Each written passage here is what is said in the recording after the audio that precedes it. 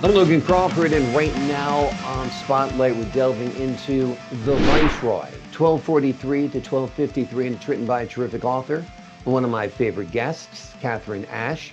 This thrilling historical drama, part of the Montfort, the Founder of Parliament series, captures the intrigue, romance, and political maneuvering of Simon de Montfort as he learns the lessons that would lead to the founding of England's Parliament.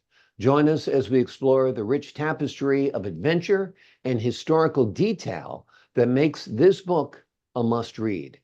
We're delighted to have this very talented author join us once again here today on Spotlight. We thank the team at Books to Life Marketing for helping us put her in the spotlight today. And we ask viewers like you to support authors like her by subscribing to our channel and by purchasing her wonderful book. The links are below this interview. Katherine, so great to have you back on the show today. Thanks for joining us. Well, it's lovely to be back, and I'm very glad to answer whatever questions you might have. I think I chatted so much in the other interviews, you didn't get some of your questions in. Well, you did just This will great be an last adventure. time. An adventure is always a good thing, that's for sure. Let's start out with a basic question. What inspired you to explore the life of Simon de Montfort and his role in founding Parliament? Well, it goes back a little bit. I had a fine art print publishing company that was going bankrupt because of the drop in the print market. And as an escape from the realities of my business, I started writing a book about fairies from a trip I'd had to England. And I kept coming back to the year 1258, so I got out my Britannica to find out what was happening in England in 1258. And there was the Barons' War, led by Simon de Montfort. And so I looked up Simon in my Britannica and was kind of shocked at how negative the Britannica article was. I thought that's peculiar. And then a couple of weeks later, I was at the reopening of the Ottendorf Library down the street from where I lived in Manhattan. And I was standing at the back. I'm very nearsighted, even with glasses, but saw a set of books way down the aisle, the green bindings. I went to them, pulled one out at random, opened it at random, and there was a description of Simon's death at the Battle of Evesham. And I shut the book and said, well, this is what I've got to do. And as soon as I finished the book that's The Fairy Garden, I began work on Montfort. But there were some really weird things that I thought I had made up in The Fairy Garden. I had a little story where I wanted an Elizabethan period young woman whose father wants her to marry the last man in the world you'd want her to marry. So that would be Dudley, Earl of Leicester. And I made up completely that her father felt they had a claim on the earldom of Leicester, which is true of Simon de Montfort. And I had her named Alice Montfort. In deep research on Simon, it turned out that was Simon de Montfort's mother's name. And there were many things in the Fairy Garden that in a weird way prefigured my research on Simon de Montfort. So, and I was shocked that someone as important as he should be so very unknown. So that's how I started my research and went to the Bibliothèque Nationale in Paris, where they had a Montfort archive, including his autobiography in his own hand. I had these 13th century documents in my hands. The Public Record Office and British Library, where I had 13th century documents that were scrolls, and they came with 2 bricks wrapped in velvet, and you'd unroll the scrolls, pushing the bricks along. So I went to the original sources and there was a lot actually on Simon that I could find. And roughly I've spent 35 years researching Simon de Montfort, not just him, but everything I could find about the period. Amazing, amazing. Yeah, I think it's just an amazing story. The depth of the research that you conducted, the fact that you're in France and you're reading his handwritten autobiography. I mean, I think these are wonderful details that explain why this book, his life, seems so real within the pages. Tell us a little bit about the significance of the title, The Viceroy. Well, I have to say this, The Viceroy is the second volume in Mhm. the Montfort series. The first is the early years from the time he first comes to England when he's in his teens, to a time when he returns to England. The Viceroy, this significance of the Viceroy is how he learns to conquer a country with very few people, very few soldiers. The first, it gives you a sense of who he was and why he was in such bad shape with his king, King Henry III of England. He had grown up with Louis IX of France, who we know as Saint Louis, and Henry III was very much the opposite, corrupt, a serious problem.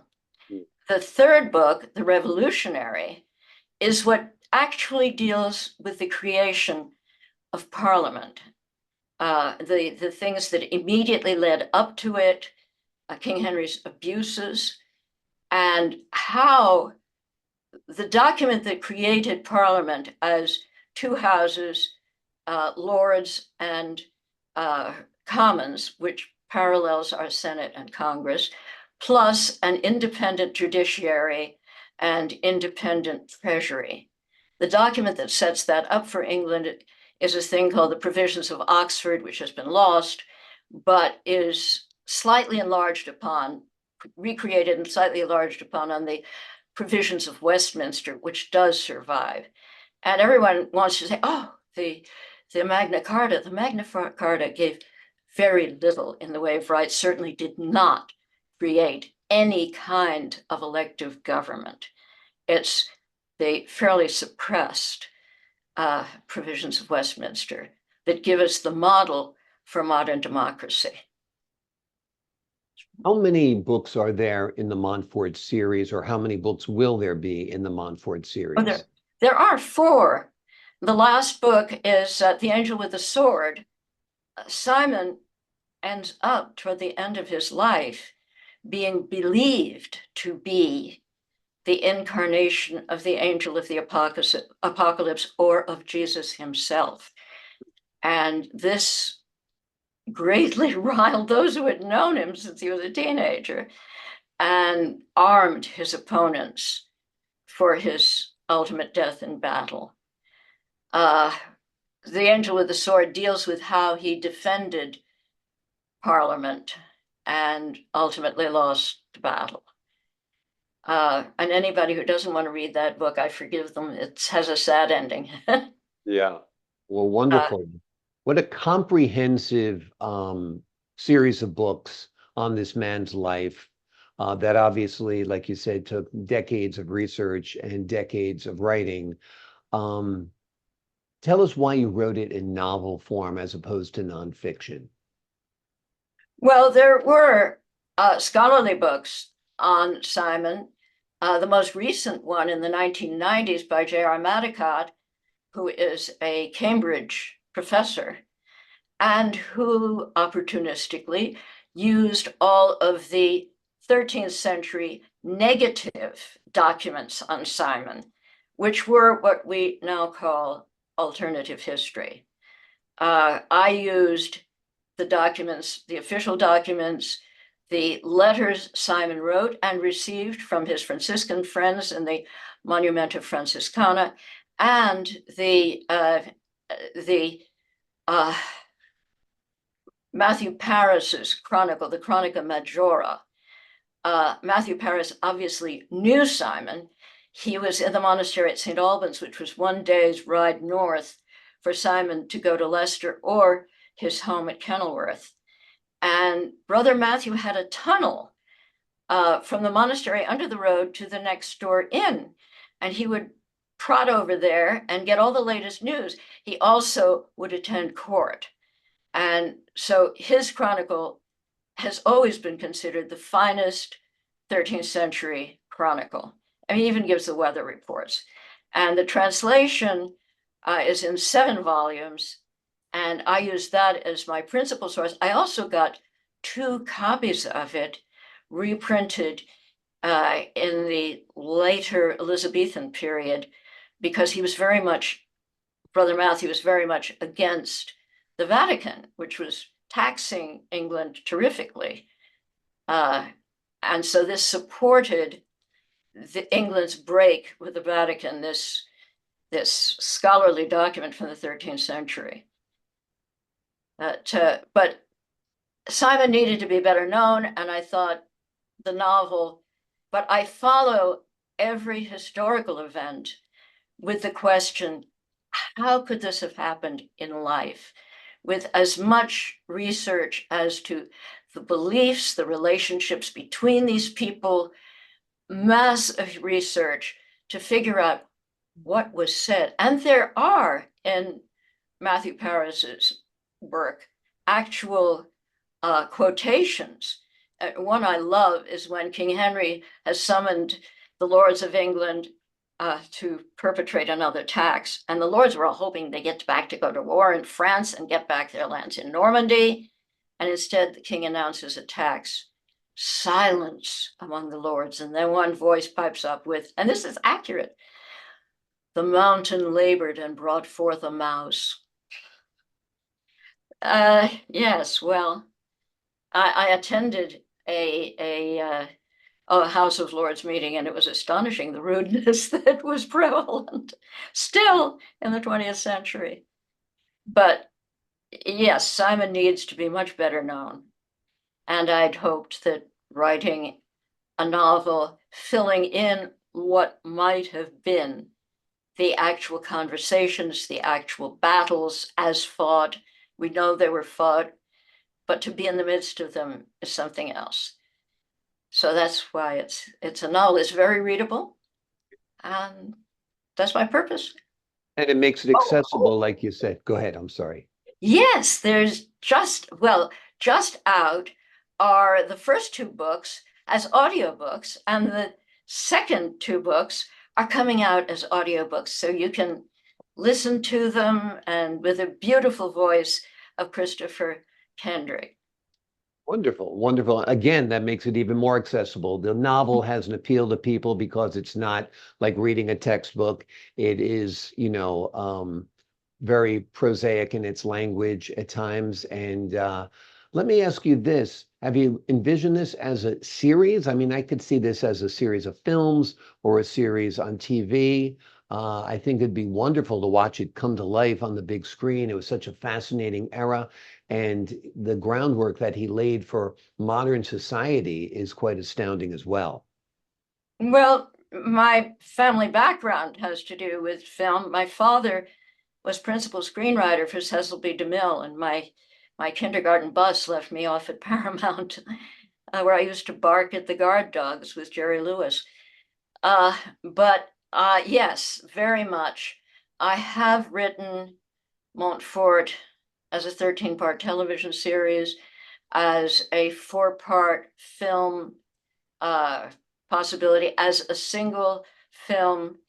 I had a wonderful trip to Cannes to promote it, but all of the film companies fled because they found out that this was when there was going to be that attack that did then happen on July 14th.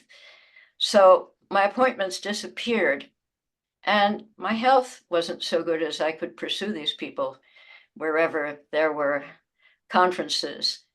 And so, yes, and I'm perfectly open to anyone who has a good screenwriter, better known than I, and since I'm unknown as a screenwriter, who is interested in it.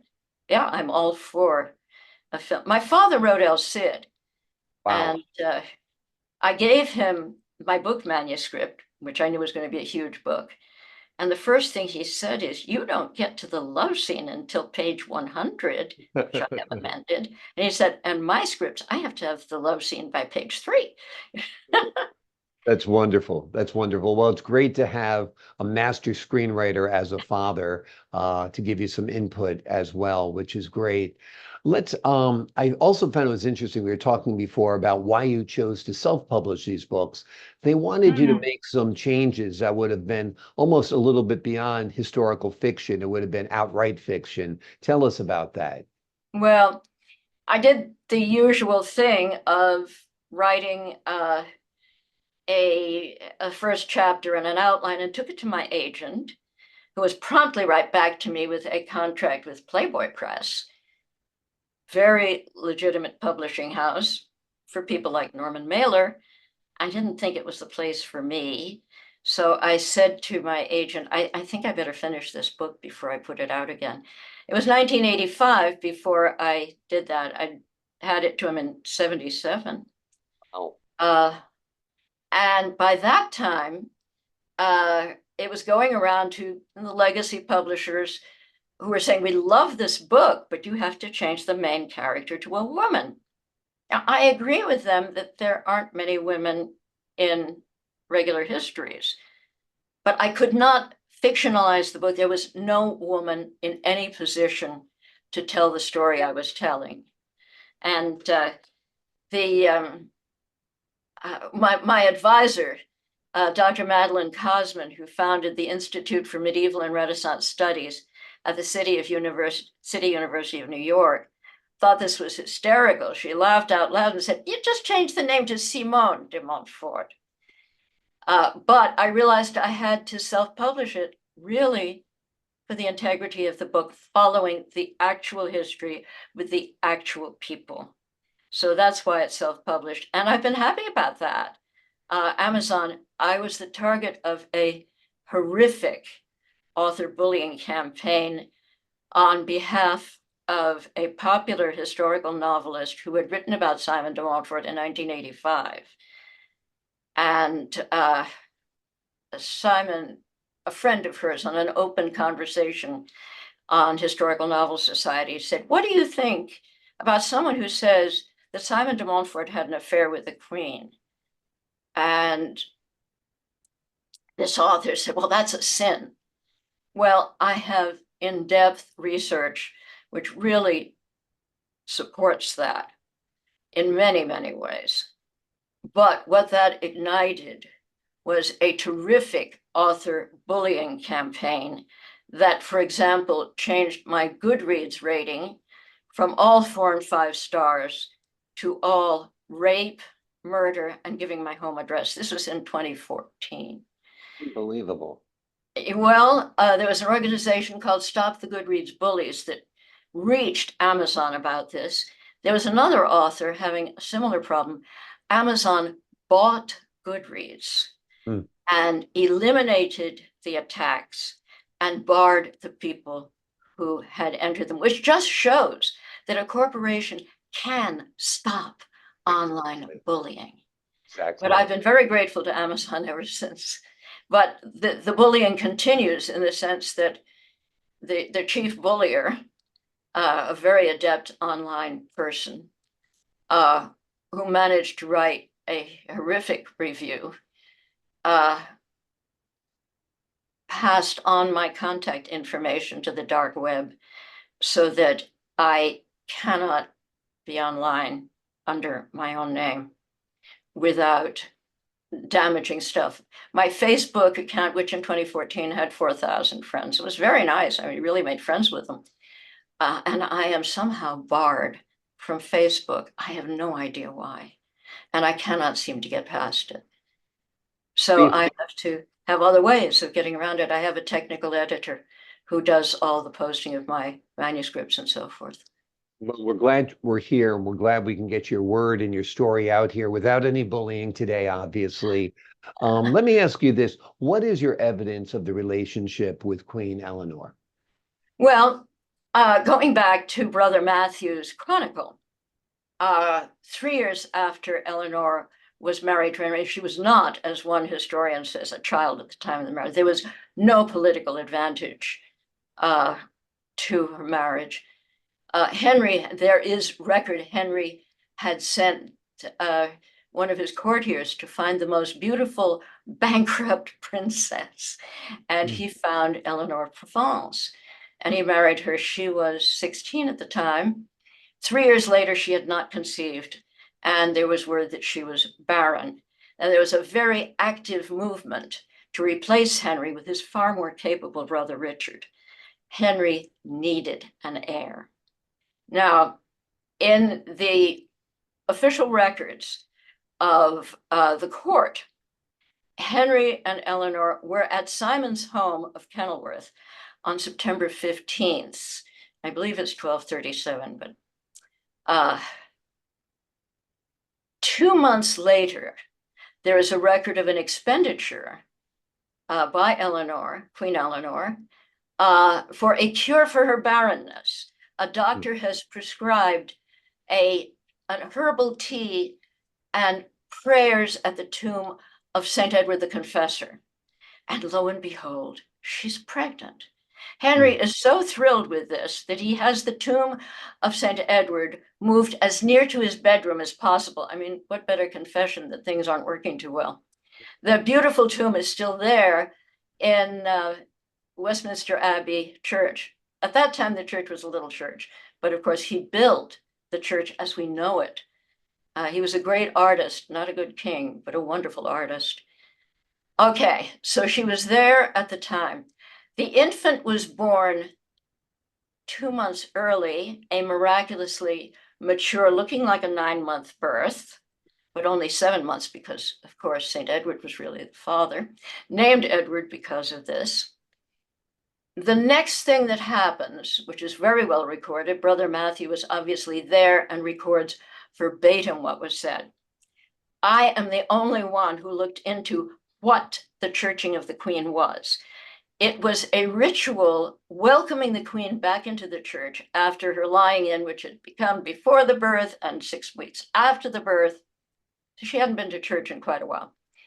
This ritual included a lifetime confession, which had to be made to the Archbishop of Canterbury, who was Edmund Rich, who was an enemy of Simon's. Simon had married King Henry's sister, Eleanor. All the women are named Eleanor, practically, who was a nun. And Henry had put him up to going to Rome to try to buy back her vows from the Pope. And Edmund Rich got there ahead of him to argue against this and wanted Simon cast out of the church, Eleanor locked up in a convent, and the baby a bastard, which would also help the Archbishop with the project of getting Henry off the crown, out of the crown, and Richard on the throne, which Edmund Rich was favoring. So for the Queen to make her confession, her lifetime confession, into the ear of Rich, the Archbishop of Canterbury, was pretty horrific. The scene in the chapel records the Queen being terribly upset, shaking. People seeing this said, oh, she's left her bed too soon.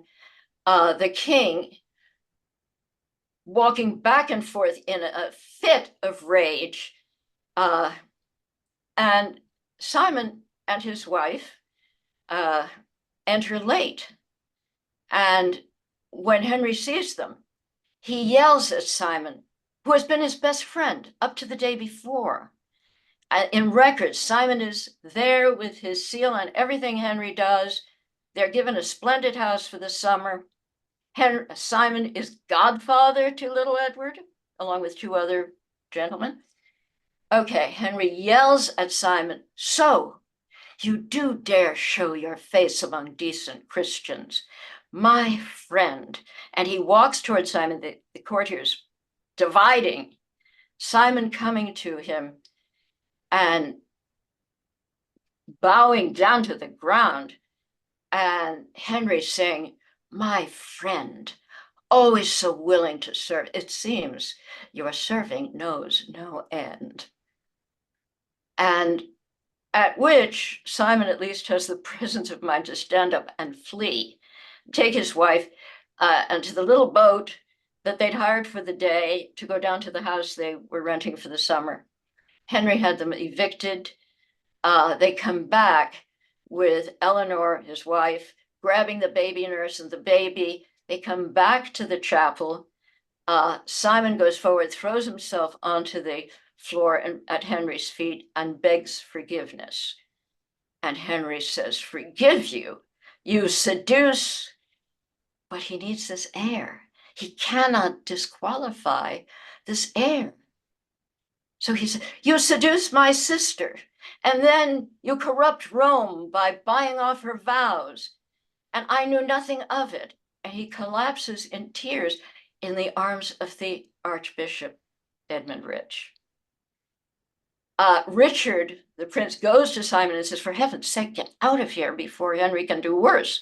Simon flees with Eleanor, and they take the little boat that they rented to go up and down a little distance on the Thames. And Simon says to the boatman, "Can you take us to France?" And they make it across the channel in a storm. So I've told you a little bit about what is in the middle of book one, but it forms the basis of Henry's antipathy to Simon and to Edward, because repeatedly he tries to kill them both in various ways. Edward, he gives all of his most troublesome ownings of the crown, Ireland, Wales, Poitou, Gascony, Normandy. He makes him Duke of all these things when he's 15 years old and completely unprepared. And then says to him, "Well, it's not my business. You go fight." And it's transparent. He is aiming to get Edward killed. Simon rescues Edward repeatedly and forgives him for the bad things he does. In part, Simon brought up Edward and taught him military things. And